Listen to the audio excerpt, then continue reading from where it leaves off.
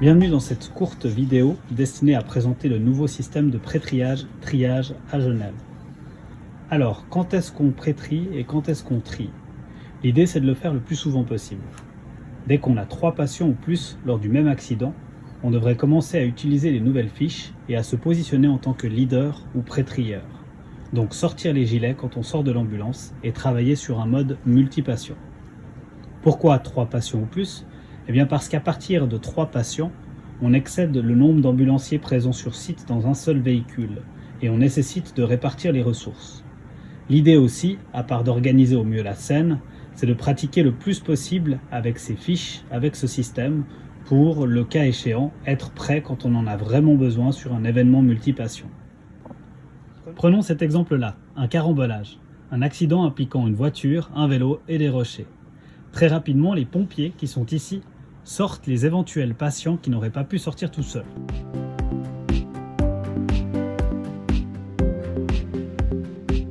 La première ambulance arrive sur site. La voici. Si la sécurité le permet, seule la première ambulance devrait laisser ses feux bleus. Les ambulanciers en sortent et mettent leur gilet de pré-trieur et de leader. Le leader reconnaît la zone et prend contact avec les officiers de police et de sapeurs-pompiers alors que le pré-trieur se dirige vers le nid de blessés.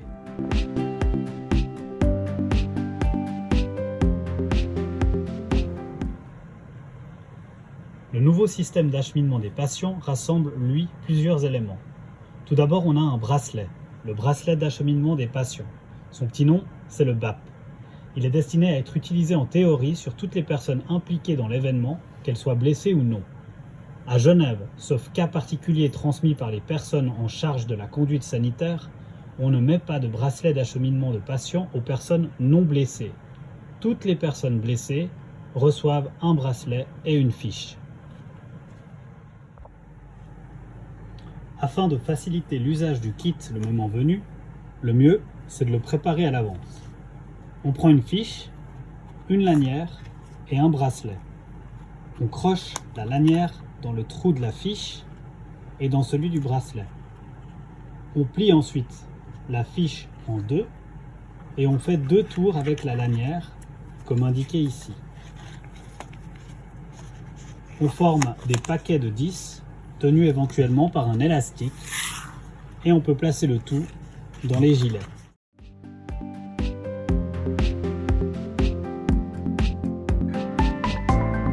Petite chose importante pour le pré-triage, on a vu la fiche SAP. L'idée, c'est aussi d'ajouter un bracelet par patient et puis d'ajouter une petite étiquette de ce type-là directement sur la fiche du patient concerné.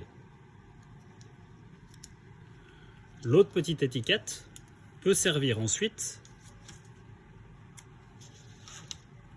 à indiquer sur la fiche de recensement des patients l'identification des différents patients les uns après les autres, de façon à pouvoir avoir un bilan rapide du nombre de blessés et puis de leur gravité globale.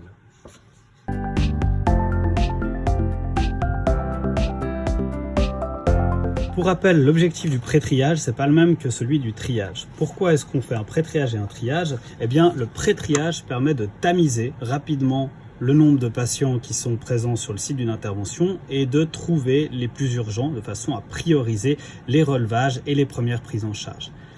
Le triage, lui, permet d'affiner un peu ce premier tamisage et puis de mieux comprendre quelles sont les pathologies probables dont souffrent les patients de façon à répartir les ressources, les moyens de transport et les moyens de traitement sur le site.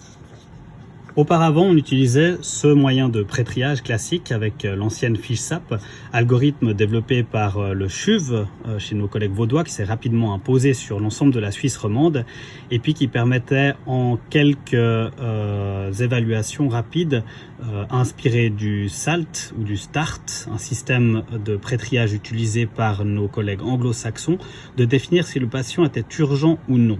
Le nouveau système et la nouvelle fiche viennent accompagnés d'un algorithme suisse pré utilisé par certains cantons qu'on ne va pas utiliser à Genève pour le moment dans l'attente de retours d'expérience réels qui prouveraient la faisabilité terrain de cet algorithme. En attendant, voici ce qu'on va utiliser. Il s'agit du Sieve, un algorithme très en vogue chez nos collègues anglo-saxons. Il est utilisé depuis plusieurs dizaines d'années maintenant en Angleterre.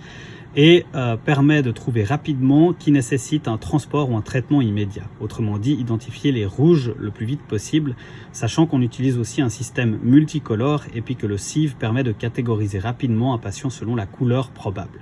En gros, en cas d'hémorragie catastrophique, on utilise immédiatement un moyen hémostatique et on catégorisera la personne en rouge. Peu importe si le moyen hémostatique permet ou non de stopper le saignement, dans tous les cas, le patient sera rouge. Et bien sûr, on stoppe le saignement avant de passer au patient suivant. S'il n'y a pas d'hémorragie catastrophique, à ce moment-là, on va se poser la question de savoir si la personne est blessée ou non. Si elle n'est pas blessée, à ce moment-là, elle sera acheminée vers le centre de réception des survivants chez les impliqués indemnes. Phase suivante, si la personne est blessée, se demander si elle marche. Si elle marche, directement la catégoriser en vert. Elle n'est pas urgente, en tout cas pas immédiatement, et si on passe à côté d'une pathologie, c'est au triage qu'on le verra. Si elle ne marche pas, on va se poser la question de savoir si ses voies aériennes sont libres et si elle respire. Si elle ne respire pas, malgré libération des voies aériennes, à ce moment-là, malheureusement, il s'agit d'une personne décédée. On la catégorisera donc noire. Si la personne respire avant ou après libération des voies aériennes, à ce moment-là, on va regarder si elle est consciente ou non. Si elle n'est pas consciente, il s'agit d'une personne qui sera catégorisée en rouge. On la place en position latérale de sécurité et on passe au suivant après l'avoir catégorisée en rouge. Si la personne est consciente, on va regarder sa fréquence respiratoire. Si elle est en dessous de 10 ou en dessus de 30, pareil, on est sur une catégorie rouge. Enfin, si la fréquence respiratoire est normale, soit entre 10 et 29, on regarde encore la circulation. Si elle a un pouls radial à plus de 120 ou un temps de recoloration capillaire à plus de 2 secondes, à nouveau, on est dans une catégorie rouge. Si tel n'est pas le cas, à ce moment-là, le patient ou la patiente est catégorisé en jaune. Si ça vous semble compliqué, retenez simplement ceci. Une personne qui a un énorme problème de C, une hémorragie catastrophique, c'est du rouge. Une personne qui n'est pas blessée, c'est une personne impliquée indemne, on ne la sape pas, elle va au centre de réception des impliqués indemnes. Une personne blessée qui marche, c'est du vert. Une personne qui ne respire pas malgré libération des voies aériennes, c'est du noir, elle est décédée. Une personne qui a un gros problème de B, de C ou de D, c'est du rouge. Et si tel n'est pas le cas, tous les autres patients, à savoir les patients blessés qui ne marchent pas et qui ne sont pas rouges, on les code en jaune. Alors bien sûr, on est là pour sauver des vies et non pas pour remplir des papiers.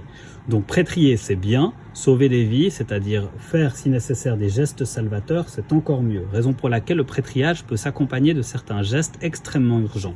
Sur le A, on peut libérer les voies aériennes. Sur le B, éventuellement et en théorie, ponctionner un pneumothorax. Et sur le C, on peut utiliser un moyen hémostatique pour gérer ou limiter une hémorragie catastrophique. Enfin sur le D, on pourra aussi mettre la personne en position latérale de sécurité si elle le nécessite.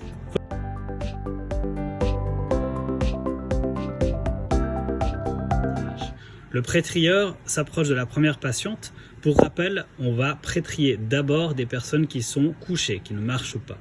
Donc, la première question à se poser, c'est si on retrouve une hémorragie catastrophique ou non. En l'occurrence, ce n'est pas le cas. On va se poser la question ensuite de savoir si elle est blessée ou non. Visiblement, oui, elle est blessée. Elle ne marche pas. Le pré-trieur va se poser la question de savoir si elle respire ou pas après libération des voies aériennes. En l'occurrence, cette personne respire. Ensuite de quoi il va se demander si elle est consciente ou inconsciente. En l'occurrence, elle est consciente. Sa fréquence respiratoire, phase suivante, est à 24 environ, en tout cas entre 10 et 30. Et puis, le temps de recoloration capillaire est de moins de 2 secondes. La fréquence cardiaque, elle, est limitée. Elle est à 100. Cette patiente, donc, du coup, va être pré-triée en jaune. Pour cela, le pré-trieur utilise une des fiches et va faire apparaître le talon qui correspond à la catégorie du pré-triage. En l'occurrence, il l'a pré-trié en jaune. Il fait donc apparaître sur la partie inférieure de la sape la couleur jaune en déchirant le reste des talons. Il pose la sape sur la patiente, si possible en la fixant avec la lanière. Ensuite de quoi, aucun geste d'urgence n'étant à entreprendre, il va passer au suivant. Le suivant, c'est ce patient ici. Ce patient présente une hémorragie catastrophique au niveau du membre supérieur droit. Le pré-trieur immédiatement va réagir avec un tourniquet et puis ensuite va coder ce patient en couleur rouge, étant donné qu'il s'agit d'une hémorragie catastrophique.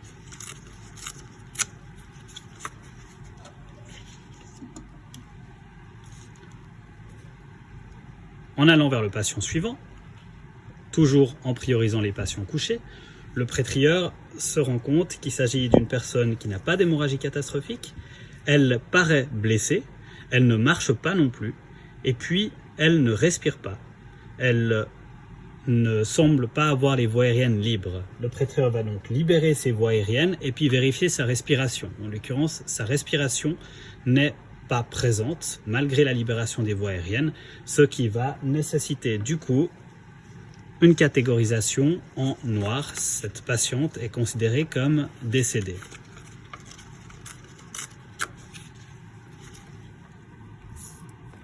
Contrairement à l'ancien système SAP, on ne fait donc pas de grande croix, on fait apparaître la couleur noire sur la fiche SAP.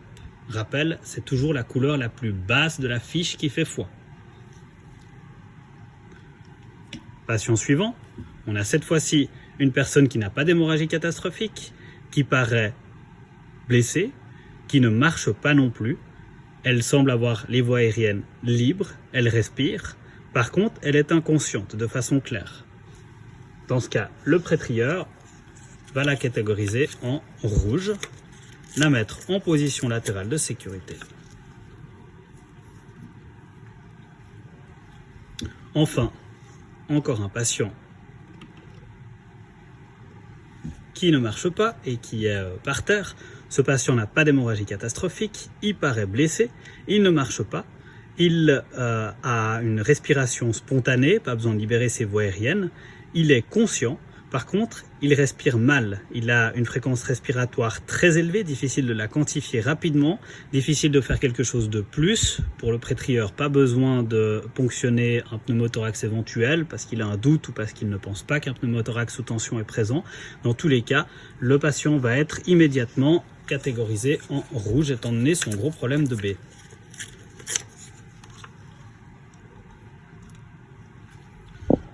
Ensuite, le pré-trieur continue et se rend à présent chez les patients qui sont debout.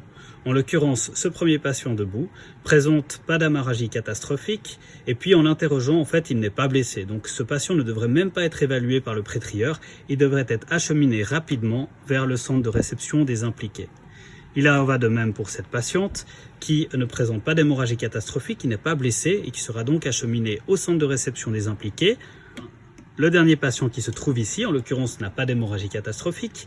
Il paraît blessé, il se tient le membre supérieur droit qui paraît fracturé. Par contre, il marche dès le moment où le patient marche. À ce moment-là, le pré-trieur va le catégoriser, donc le saper, rappelle c'est un patient blessé, et faire apparaître, vu qu'il marche, la couleur verte. Au bout du compte, le pré-trieur qui va faire son rapport au leader, soit par radio, soit directement, va se rendre compte qu'il a vu 1, 2, 3, 4, 5, 6, 7, 8 personnes, dont 1, 2, 3, 4, 5, 6 personnes blessées. Parmi les personnes blessées, il a 1, 2, 3 personnes urgentes absolues en couleur rouge, une personne urgente en couleur jaune, une personne non urgente en couleur verte et une personne décédée. Pour rappel, l'utilité du pré-triage, c'est aussi de rendre plus visibles les patients les plus atteints, raison pour laquelle on va essayer de sectoriser notre nid de blessés avec, si possible, les patients les plus atteints d'un côté, les patients décédés, si possible, ailleurs, de façon à pouvoir visualiser qui est jaune, qui est rouge et répartir les ressources à disposition.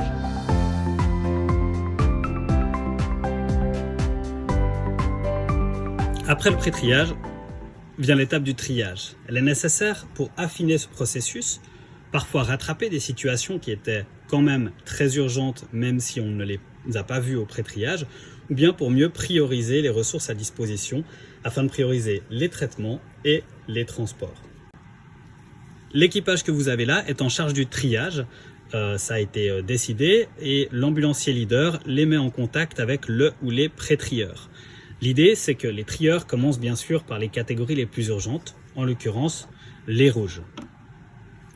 Il n'y a pas d'algorithme de triage. Le triage utilisé nécessite une appréciation clinique selon un système classique A, B, C, D, E en 3 minutes de façon à pouvoir rechercher les lésions les plus importantes et à partir de là se faire une idée plus précise du patient et de ce qu'il va nécessiter, soit comme traitement immédiat sur le site de l'accident, soit comme transport immédiat vers un plateau technique adéquat, ou alors si ce patient peut attendre, voire dans certains cas extrêmes, si ce patient nécessite malheureusement trop de ressources pour pouvoir le soigner et qui, dans l'état actuel, devra donc rester avec des soins plutôt d'ordre palliatif. Pour cela, c'est aussi la même SAP qui va être utilisée, en l'occurrence.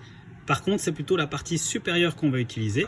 Le trieur va, à ce moment-là, indiquer s'il retrouve un problème de A, de B, de C, de D ou de E, éventuellement faire un bilan lésionnel, marquer s'il le souhaite les différentes diagnostics différentiels ou suspicions diagnostiques qu'il aurait après avoir évalué rapidement le patient, et puis noter ici au triage, à l'heure, sa signature, et puis quelle couleur il a indiqué.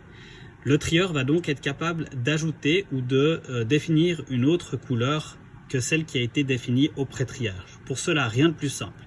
Si le trieur décide que le patient doit être catégorisé de façon plus urgente, il va retirer le talon qui se trouvait auparavant sur la partie inférieure de la même SAP.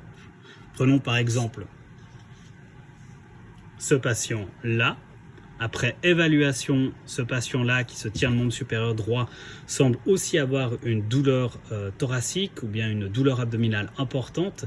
Le trieur qui fait son évaluation clinique se rend compte que ce patient est plus urgent qu'on ne le pensait malgré le fait qu'il marchait et puis lui propose de s'asseoir, d'être pris en charge rapidement et décide de lui assigner une autre catégorie de triage. En l'occurrence, il souhaite pour ce patient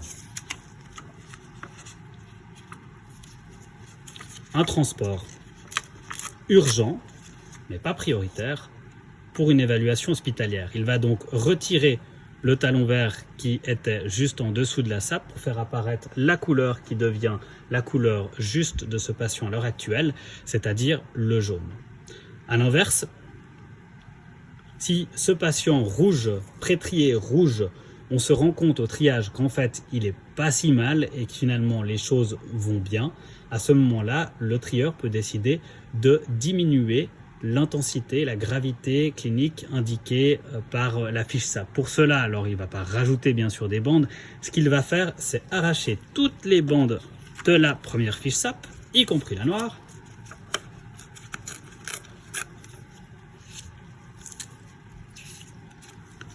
pour être bien sûr, il va aussi barrer la fiche SAP et il va prendre une nouvelle fiche faisant apparaître la couleur juste selon lui au triage. Par exemple le jaune en l'ajoutant ici. Voilà pour le triage. Le trieur a aussi la possibilité de définir que le patient sur site nécessite un transport prioritaire. Pour cela, il va prendre la SAP et puis noter sur la bande rouge les lettres TP, transport prioritaire, ce qui signifie que le patient nécessite probablement pas un traitement immédiat sur site, mais un transport immédiat. La première ambulance disponible doit pouvoir prendre ce patient et l'amener vers le plateau technique adéquat. Dans les cas les plus extrêmes, lorsqu'il y a beaucoup de patients et que certains sont très gravement atteints, le médecin-chef des secours peut décider d'ouvrir la catégorie bleue. C'est l'ancienne catégorie 4. Ces patients utiliseraient trop de ressources par rapport à leur survivabilité au regard des ressources à disposition sur le site de l'accident.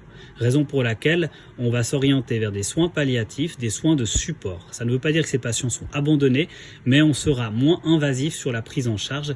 Et puis ces patients peuvent toujours être réévalués si c'est nécessaire en fonction du nombre de ressources qui arriveraient un peu plus tard. Pour rappel, le pré-triage est fait une fois. Le triage, lui, est un processus dynamique qui peut être fait et refait en fonction des ressources à disposition.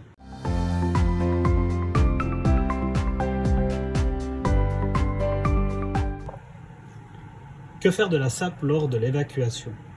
Dès le moment où on décide d'évacuer le patient, la fiche SAP le suit. L'ambulancier ou l'ambulancière Evasan s'assure que la fiche SAP suit le patient et peut prendre une photo recto-verso de la sape ainsi qu'un autocollant du bracelet pour noter le départ du patient. À Eve Hassan de remonter ensuite l'information consolidée des évacuations aux personnes en charge de la conduite sanitaire.